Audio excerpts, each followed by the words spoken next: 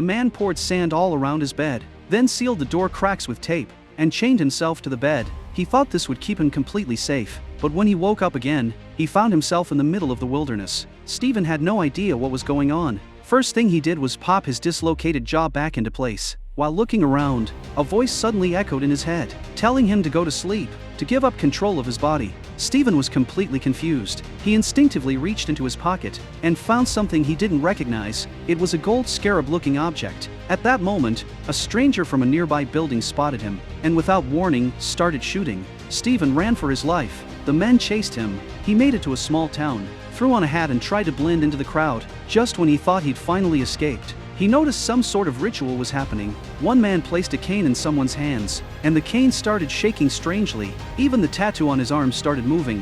When it stopped, the tattoo turned from black to green, which meant the man was judged as good. This was some kind of judgment ceremony. Suddenly, one of the man's followers reported someone had stolen the sacred scarab, and that person was hiding in the crowd right now. Hearing this, the leader shouted a phrase. Everyone around dropped to one knee, except Stephen, who just stood there frozen. The man asked Stephen to hand over the scarab. Stephen tried to comply, but his right hand wouldn't move.